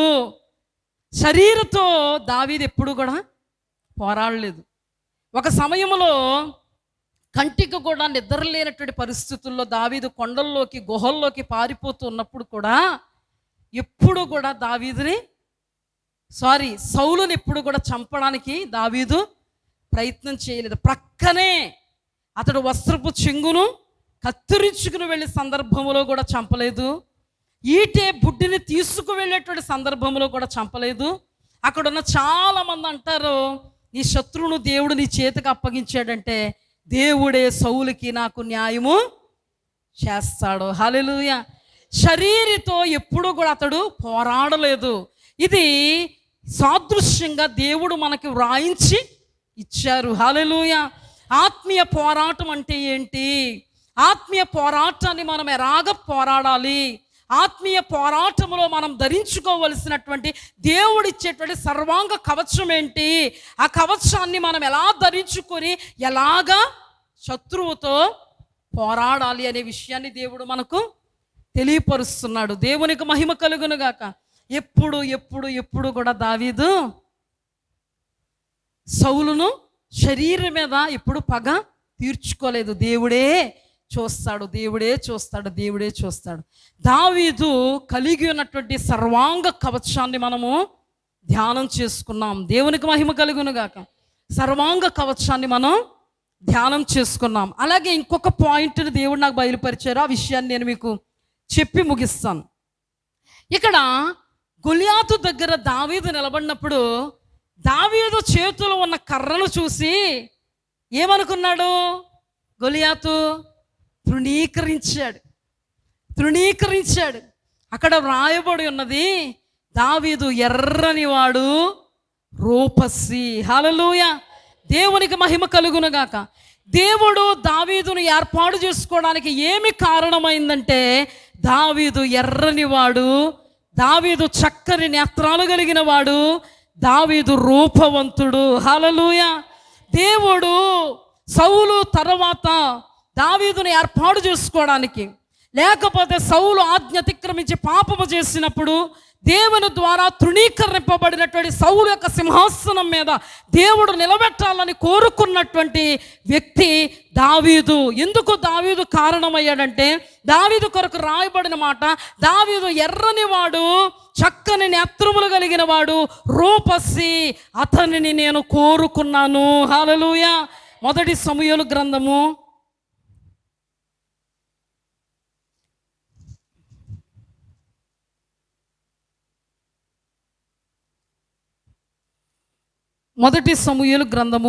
16వ అధ్యాయము 11వ వచనం. 16వ అధ్యాయము 12వ వచనం. అతడు వాళ్ళని పిలిపించి లోపలికి తోడుకొని వచ్చును. అతడు ఎర్రని వాడు, చక్కని నేత్రాలు కలిగిన వాడు, చూచుటకు సుందరుడయుండెను. అతడు రాగానే నేను కోరుకున్నవాడు ఇతడే, నీవు లేచి వారిని అభిషేకించమని యెహోవా సెలవీయగా. దేవునికి మహిమ కలుగునుగాక. జాగ్రత్తగా ఇప్పుడు నన్ను మీరు అర్థం చేసుకోండి. దేవాది దేవుడు సమూయేలును పంపుతున్నాడు, యెష్షయి కుమారులను నువ్వు అభిషేకించు. యెష్షయి కుమారుల్లో మొదటి వాడైనటువంటి ఎలియాబును సమూయేలు చూస్తూ ఉన్నప్పుడు అతని యొక్క టీవీ, అతని యొక్క స్వారూప్యము, అతని యొక్క సౌందర్యము అంతా చూసి సమూయేలు ఏమనుకున్నాడు? ఇతడే దేవుడు ఏర్పాటు చేసుకున్నటువంటి ఇశ్రాయేలీలకు అధిపతి, రాజు అనుకుంటే దేవుడు వెంటనే అక్కడ మాట్లాడాడు. అయితే యెహోవా 16వ అధ్యాయం 17వ వచనం మొదటి సమూయేలు. అయితే యెహోవా సమూయేలుతో ఎలాగూ సెలవిచ్చెను, అతని రూపమును అతని ఎత్తును లక్ష్య పెట్టకము, మనుష్యులు లక్ష్యపెట్టు వాటిని యెహోవా లక్ష్య పెట్టడు, నేను అతనిని త్రోసివేసి తిని. జాగ్రత్తగా గమనించండి. ప్రభు అంటారు, అతడి రూపాన్ని అతని ఎత్తును నీవు లక్ష్య పెట్టొద్దు, మనుష్యులు లక్ష్య పెట్టు దానిని నేను లక్ష్య పెట్టను. సరే, మనుష్యులు లక్ష్య పెట్టే దాన్ని దేవుడు లక్ష్య పెట్టడు. కానీ కింద రాయబడినది, అతడు ఎర్రని వాడు, చక్కని నేత్రాలు కలిగిన వాడు అయి ఉండుట చూచి గలవాడును, చూచుటకు సుందరమైన వాడునై ఉండెను. అతడు రాగా నేను కోరుకున్నవాడు ఇతడే అని దేవుడు చెప్తున్నాడు. దేవుడేమో నేను సౌందర్యాన్ని, పైరూపాన్ని, దాన్ని దీన్ని చూడను, నేను దాన్ని లక్ష్య పెట్టనని అక్కడ మాట్లాడాడు. ఇక్కడ దేవుడు నేను కోరుకున్నవాడు ఇతడే అని సమూయేలుకి చెప్పే ముందు దేవుడు ఏం చూస్తున్నాడు? ఎర్రని వాడంట, చక్కని నేత్రాలు కలిగిన వాడంట, మూడవదిగా రూపవంతుడు. అక్కడ సమూయేలు కంటికి కనబడినట్టు కాదు రాస్తా. అక్కడ సమూయేలు ఎదుటికి వచ్చినప్పుడు దావీదు సమూయేలుకి ఎలా కనబడ్డాడని రాయలే. అక్కడ రాయబడిన మాట ఏంటంటే, నేను దావీదును కోరుకోవడానికి కారణం ఏంటంటే అతడు ఎర్రని వాడు కాబట్టి, హల్లెలూయా. అతడు చక్కని నేత్రాలు కలిగిన వాడు కాబట్టి, హల్లెలూయా. అతడు రూపవంతుడు కాబట్టి. ఎర్రని వాడు, చక్కని నేత్రాలు కలిగి రూపవంతుడైతే దేవుడు కోరుకుంటాడా? ఎర్రగా ఉన్నవాళ్ళు చాలామంది ఉన్నారు. అంటే దాని అర్థం ఏంటంటే, ఎర్రని వాడు అంటే ఎరుపు వర్ణము కలిగినవాడు, అంటే రత్నవర్ణము కలిగినవాడు, రత్నవర్ణము కలిగినవాడు. మన యేసు క్రీస్తు ప్రభువారు ధవల వర్ణుడు, కానీ తండ్రి అయినటువంటి దేవుని చిత్త ప్రకారముగా ఆయన రత్నవర్ణుడుగా మార్చబడ్డాడు. రత్నవర్ణుడుగా ఎందుకు మార్చబడ్డాడంటే దేవుని చిత్తాన్ని జరిగించేటువంటి మార్గము గుండా ఆయన రత్నవర్ణుడు అయ్యాడు. అంటే ఎర్రని వాడు అంటే రత్నవర్ణుడు అని అర్థం. రత్నవర్ణుడు అంటే అర్థం ఏంటంటే దేవుని చిత్తానుసారమైన మనస్సు కలిగి దేవుని చిత్తాన్ని నెరవేర్చగలిగిన వాడు, హల్లెలూయా. అందుకే దావీదును దేవుడు కోరుకున్నాడు. అందుకే మొట్టమొదటిగా సౌలును దేవుడు త్రోసేస్తాను అని చెప్పేటప్పుడు దేవుడు ఏమంటాడంటే, తన చిత్తానుసారమైనటువంటి, చూడండి ఆ మాట, మొదటి సమూయేలు గ్రంథము 13వ అధ్యాయము 14వ వచనం. యెహోవా తన చిత్తానుసారమైన మనస్సు గల ఒకనిని కనుగొని ఉన్నాడు, హల్లెలూయా. దేవునికి మహిమ కలుగునుగాక.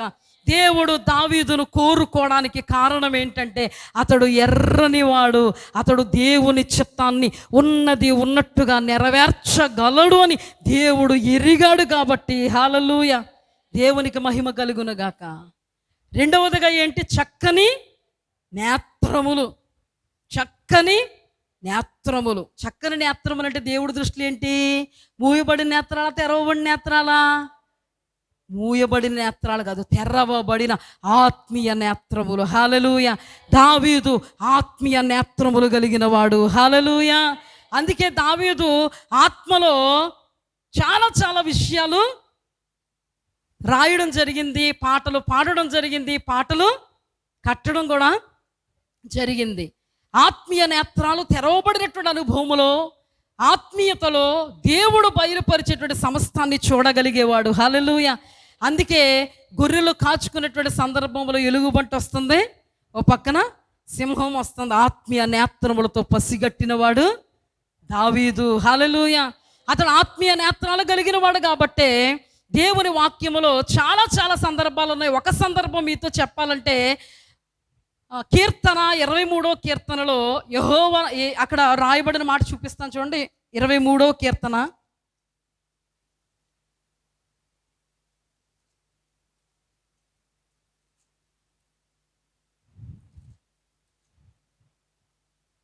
23వ కీర్తన 6వ వచనం. నేను బ్రతుకు దినములన్నట్టు కృపాక్షేమములు నా వెంట వచ్చును, చిరకాలం యెహోవా మందిరములో నేను నివాసం చేసేదను. హల్లెలూయా. ఆత్మీయ నేత్రాలు కలిగిన వాడు కాబట్టే ఇక్కడ నేను చిరకాలము యెహోవా మందిరములో నివాసం చేస్తా. అసలు మందిరం కట్టబడిందా? అసలు మందిరం ఉందా? ఎప్పుడు కట్టారు మందిరం?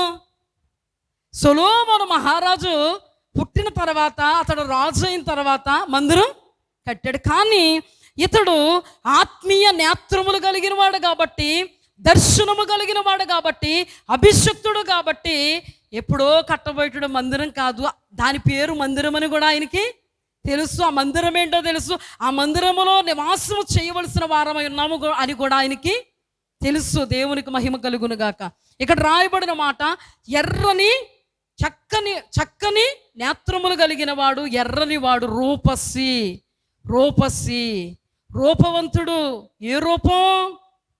ఆత్మీయ సౌందర్యం. హల్లెలూయా. ఆత్మీయకమైనటువంటి సౌందర్యం కలిగిన వాడు. అందుకే కొంతమంది సైనికులు కూడా అతని గురించి ఏ సాక్ష్యం చెప్తున్నారు అంటే, సందర్భం వచ్చింది కాబట్టి మొత్తం చెప్తున్నాను. మరలా ఈ పాట ఇంకోసారి చెప్తే మీరు అర్థం చేసుకోలేరు కాబట్టి నాకు దేవుడు బయలుపరిచిన విషయాలు మీకు. మొదటి సమూయేలు గ్రంథము 16వ అధ్యాయం 18వ వచనం. చిత్తగించుము, బెత్లెహేమీయుడైన యెష్షయి యొక్క కుమారులో ఒకరిని చూచి తిని, అతడు చమత్కారముగా వాయించగలడు, అతడు బహుశూరుడు, యుద్ధశాలి, మాట నేర్పరి, రూపసి అయి ఉన్నాడు, మరియు యెహోవా అతనికి తోడై ఉన్నాడు. దేవునికి మహిమ కలుగును గాక. ఇక్కడ రాయబడిన మాట ఏంటంటే, సౌలుకు దయ్యం పట్టింది. దయ్యం పడుతున్నప్పుడు సౌలు సేవకులు అంటున్నారు, అయ్యా చమత్కారముగా వాయించగలిగేటువంటి ఒక వ్యక్తిని మీ వద్దకు తెస్తే, అతడు చమత్కారముగా వాయిస్తున్నప్పుడు మిమ్మును వెరిపిస్తున్నటువంటి ఆ దురాత్మ నుంచి మీరు విడుదల పొందుకుంటారు అని మాట్లాడుతుంటే, ఆ మాటల్లో సరే మీరు అలాంటి వ్యక్తిని వెతికి నా యొద్దకు తీసుకురండి అని సౌలు చెప్తుంటే, అక్కడ నిలబడినటువంటి సేవకుల్లో ఒకడు అంటాడు, చమత్కారముగా వాయించగలిగినటువంటి ఒక వ్యక్తి నాకు తెలుసు, అతడు యెష్షయి కుమారుల్లో ఒకడు అని. అతడు చెప్తున్నటువంటి సాక్ష్యం ఏంటంటే, యెష్షయి యొక్క కుమారుల్లో ఒకడు చూసి, అతడు చమత్కారముగా వాయించగలడు, అతడు బహుశూరుడు, యుద్ధశాలి, మాట నేర్పరి, రూపసి అయి ఉన్నాడు, యెహోవా అతనికి తోడుగా ఉన్నాడు. ఇక్కడ మాట నేర్పరియు రూపసి. రూపసి రూపసి అంటే ఏంటి? ఆత్మీయ సౌందర్యం కలిగినవాడు. చక్కని నేత్రాలు అంటే ఆత్మీయ సౌందర్యం కదా. ఆత్మీయ నేత్రాలు తెరవబడే అనుభవం ఆత్మీయుడు కాదా? అవునా కాదా? ఎర్రని నేత్రాలు కలిగిన వాడంటే దేవుని చిత్తాన్ని జరిగించగలిగేటువంటి ఆత్మీయ అనుభవం కలిగిన వాడు. దేవునికి మహిమ కలుగునుగాక. ఇక్కడ చెప్తున్నటువంటి పాయింట్స్ మీరు జాగ్రత్తగా గమనిస్తే సర్వాంగ కవచము కూడా ఇందులో ఎమర్చబడి ఉన్నది. దావీదు ధరించిన సర్వాంగ కవచం. మొట్టమొదటిగా యెష్షయి యొక్క కుమారులు ఒకరు చూచి అతను చమత్కారముగా వాయించగలడు. హల్లెలూయా. మొట్టమొదటిగా సత్యము అనేటువంటి సత్యము అనేటువంటి దట్టిని మనము ధరించుకోవాలి. ఇతడు చమత్కారముగా వాయించగలడు. ఎవరి కోసం వాయిస్తున్నాడు? లోకం కోసమా? సినిమాల్లో వాళ్ళు వాయిస్తున్నారు కదా, ఘనత కోసమా? మరి ఏంటి? మనుషుని ఆహ్లాదపరచడం కోసమా? ఎవరి కోసం? దేవుని కోసం. దేవుడు ఏమంటారు? నన్ను ఆరాధించు, వారి ఆత్మతో సత్యముతో ఆరాధించండి, తంతి వాయిద్యములతో, తుంబుర, సితార, సునాదములతో, చక్కని స్వరములతో నన్ను ఆరాధించండి. సత్యము అనబడేటువంటి వాక్యం ఏం తెలియపరుస్తుందంటే, నన్ను ఆరాధించండి, నన్ను మహింపరచండి, నన్ను కీర్తించండి, నన్ను ఘనపరచండి. అంటే సత్యము అనే విషయము ఇతడు ఎరిగిన వాడిగా ఉన్నాడు. అర్థమవుతుందా మీకు? సత్యం అనే విషయం ఎరిగిన వాడిగా ఇతడు ఉన్నాడు. రెండవదిగా అతడు శూరుడు, బహుశూరుడు, బహుశూరుడు. ఏమంటే అతనిలో ఏ శూరత్వం ఉంది? అప్పటికే గొర్రెలు కాచుకునే వాడిలో ఏ శూరత్వం ఉంది? గొర్రెలు కాచుకునే వాడిలో శూరత్వం ఇతను ఏం చూశాడంటే, సింహాన్ని, ఎలుగుబంటిని జయించడాన్ని చూచి ఇతడు శూరత్వం అని చెప్తున్నాడు. అయితే ఈ శూరత్వం ఏంటంటే నీతిని జరిగించే విషయములో అతడు శూరత్వం కలిగినటువంటి అనుభవం కలిగిన వాడు. అర్థమవుతుందా? శూరుడు ఎలాగైతే సంసిద్ధుడై ముందుకు దూసుకుని వెళ్ళిపోతాడో, ఇతడు నీతిని జరిగించడానికి అంత శూరత్వాన్ని కలిగిన వాడు. హల్లెలూయా! మీకు రుజువుపరిచన లేదా? నీతిని జరిగించిన వ్యక్తి చాలా సందర్భాల్లో అతని జీవితంలో జరిగిన వాటిని మీకు తెలియపరిచారు, అంతే కదా. మూడవది ఏంటంటే యుద్ధశాలి. ఏ యుద్ధం చూశాడు? అప్పటికి ఏమి యుద్ధాలు చేయలేదు, కానీ యుద్ధశాలి అంటే ఏంటంటే సిద్ధమైనటువంటి మనస్సు కలిగినటువంటి, యుద్ధములో ప్రతి ఒక్కడు కూడా సిద్ధ మనస్సుతో ముందుకు వెళ్ళాలి. కానీ గాబరా పడిపోతూ భయపడిపోతున్నామని తరివేసి ఎక్కడ పెడతారు? నువ్వు యుద్ధానికి పనిచేయవయ్యా, వెళ్ళిపో. అలాగే ఇతడు సిద్ధమైనటువంటి మనస్సు కలిగినటువంటి యుద్ధశాలి. హల్లెలూయా! తర్వాత మాట నేర్పరి. ఏ మాట నేర్పరి ఇతను? ఏ మాట నేర్పరి? విశ్వాసముతో మాట్లాడగలిగేటువంటి మాట నేర్పరితనం. విశ్వాసముతో మాట్లాడతాడు దేన్నైనా. ఆ సింహాన్ని, ఎలుగుబట్టిని ఎలాగైతే ఇచ్చాడో, నా చేతికి అప్పగించాడో, ఈ గొలియాతు కూడా నేను తల తగనిరక వేస్తాను, దేవుడు ఉన్నాడని తెలియపరుస్తాను. ఇదంతా విశ్వాసముతో మాట్లాడడం. ఆ తర్వాత రూపస్సి, ఆత్మీయ సౌందర్యం కలిగిన వాడు. అంటే ఆత్మీయతను కొనసాగించేస్తూ ఉన్నటువంటి అనుభవములో ఉన్నవాడు. రక్షణ అంటే ఏంటి? ఆత్మీయతను కొనసాగించడమే రక్షణను కాపాడుకోవడం. చివరిగా యెహోవా వానికి తోడుగా ఉన్నాడు. తోడుగా ఉన్నాడు అనడానికే అక్కడ చేతి కర్ర, 5 రాళ్ళు. ఈ చేతి కర్ర దేనికి సాదృశ్యం? దేవుని యొక్క వాక్యానికి, దేవుని యొక్క అభిషేకానికి. ఈ 5 రాళ్ళు సత్యానికి, నీతికి, సంసిద్ధతకు, విశ్వాసానికి, రక్షణకు సాదృశ్యంగా ఉన్నాయి. దేవునికి మహిమ కలుగును గాక. ఇప్పుడు దీనివల్ల మనం నేర్చుకోవలసినటువంటి సత్యం ఏంటి? మనము పోరాడునది శరీరులతో కాదు కాబట్టి, దేవుడు అనుగ్రహించేటువంటి ఈ సర్వాంగ కవచాన్ని దావీదు ధరించుకున్నట్లుగా మనము కూడా ధరించుకోవాలి. దావీదుపై దేవుని యొక్క కనుదృష్టి పడింది అంటే అతనిలో ఉన్నటువంటి ఆత్మీయ సౌందర్యం. అలాగే మన జీవితంలో కూడా మనము ఆత్మీయ సౌందర్యం కలిగిన వారముగా, మనము కూడా దేవుని చిత్తాన్ని జరిగించేటువంటి ఎర్రని వారముగా, మనము కూడా ఆత్మీయ నేత్రములు తెరవబడే చక్కని నేత్రములు కలిగిన వారముగా, ఆత్మీయ సౌందర్యము కలిగిన వారముగా మనము జీవించాలి. దీనిలో ఉన్నటువంటి సారాంశం ఏంటంటే, మనం అపవాదిని జయించాలంటే సర్వాంగ కవచాన్ని ధరించుకోవాలి. రెండవదిగా దేవునికి చిత్తానుసారంగా మనము నడవగలిగే అనుభవంలో ఉండాలి.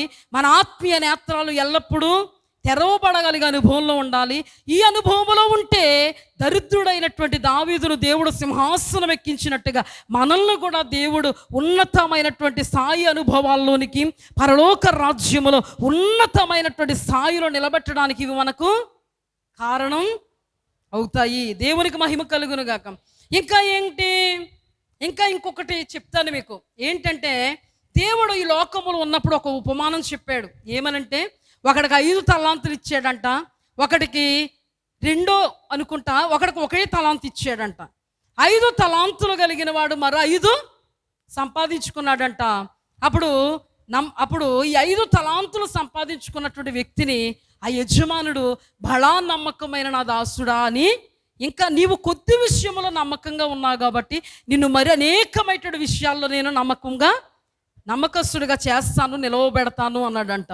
అది మత్తయి సువార్త 12వ అధ్యాయంలో మనం ఉపమానాన్ని చూడగలుగుతాం. అంటే దాని అర్థం ఏంటంటే, దావీదు మొట్టమొదటగా గొర్రెలు కాచుకునే అనుభవంలో ఉన్నాడు. దేవుడు ఆ గొర్రెలను దావీదుకు అప్పగిస్తే ఆ గొర్రెల మందను దావీదు చాలా బాధ్యతగా నమ్మకంగా, దేవుడు ఏ పని అయితే అప్పగించాడు ఆ పనిలో నమ్మకంగా ఉన్నాడు. కాబట్టి కొద్దిలో నమ్మకంగా ఉన్నటువంటి దావీదును దేవుడు సింహాసనాసీనుడిగా చేశాడు. హల్లెలూయా. అలాగే దావీదు మొట్టమొదటగా కొన్ని తలాంతులు మాత్రమే కలిగి ఉన్నాడు. దేవుడు అభిషేకం తర్వాత ఇంకనూ అతని జీవితంలో మరెన్నో తలాంతులు కలిగి ఉన్నట్టుగా మనం చూస్తూ ఉన్నాం. అలాగే మనము కూడా దేవుడు ఏ పని అప్పగించినా, అది సంఘ పరిచర్య కావచ్చు, ఆత్మీయమైనటువంటి పరిచర్యలు కావచ్చు, లేదా నీ జాబ్ కావచ్చు, నీ పని కావచ్చు, నీ పరిపాట్లు కావచ్చు, నీ కుటుంబ వ్యవస్థ కావచ్చు, దేవుడు ఏది ఇచ్చినా నీవు దాని విషయంలో నమ్మకంగా ఉంటే మిగతా విషయాలలో నిన్ను దేవుడు నిలబెట్టడానికి, నిన్ను ప్రమోట్ చేయడానికి దేవుడు సమర్థుడు. హల్లెలూయా. మరి యొక్క మాట ఏంటంటే, నీకు దేవుడు ఇచ్చినటువంటి తలాంతుల విషయంలో నువ్వు నమ్మకంగా ఉంటూ, నీవు సర్వాంగ కవచాన్ని ధరించుకుంటూ ఆత్మీయ సౌందర్యం కలిగిన దానిగా ఉంటే ఇంకనూ నీకు అత్యధికమైనటువంటి తలాంతులను, ఈవులను, కృపావరాలను దేవుడు అనుగ్రహించడానికి సమర్థుడు. దేవుడు అన్యాయస్తుడైన దేవుడు కాదు. అలాగని కండ్లుండి చూచే దేవుడు. కండ్లతో చూస్తూ దీవిస్తాడు కానీ చూడకుండా ఆయన ఏమి దీవించడు. మాకు ఈవులు కావాలి, మాకు తలాంతులు కావాలి, మాకు కృపావరాలు కావాలంటే ఎలా వస్తాయి? దేవుడిచ్చినటువంటి వాటి విషయంలో మనం వాటిని కొనసాగించాలి. అప్పుడు ఇంకా మన తలాంతులు, కృపావరాలు, ఈవులు, అభిషేకం అభివృద్ధి అవుతుంది. అలాగే దేవుడిచ్చిన సేవ కావచ్చు, దేవుడిచ్చినటువంటి జాబ్ కావచ్చు, దేవుడిచ్చినటువంటి కుటుంబ వ్యవస్థను కాపాడుకునే బాధ్యత కావచ్చు, ఏ విషయంలో అయినా దేవుడు చూసేది ఏంటో తెలుసా? చిన్న దానిలో నువ్వు నమ్మకంగా ఉన్నావా లేదా? ఆ చిన్న దానిలో నువ్వు నమ్మకంగా ఉంటే నిశ్చయముగా దేవుడు మరి గొప్ప వాటి మీద నిన్ను నియమించడానికి ఆయన సమర్థుడు. హల్లెలూయా. దేవునికి మహిమ కలుగును గాక. మనం ఇప్పుడు ఏం ధరించుకోవాలి? మీకు అర్థమైపోయింది. సర్వాంగ కవచాన్ని ధరించుకోవాలంటే ఏంటి చెప్పండి. వెరీ గుడ్, రక్షణ. అలాగే వాక్యం అంటే ఖడ్గం అంటే ఏంటి? అభిషేకము. దేవుడు అభిషేకం అంటేనే దేవుడు మనతో ఉన్నట్టుగా. ఇవేమీ లేకుండా యేసు నామములో పో అన్నవారికి నీ మీదకి వచ్చేద్ది అది. అంతేనా కాదా?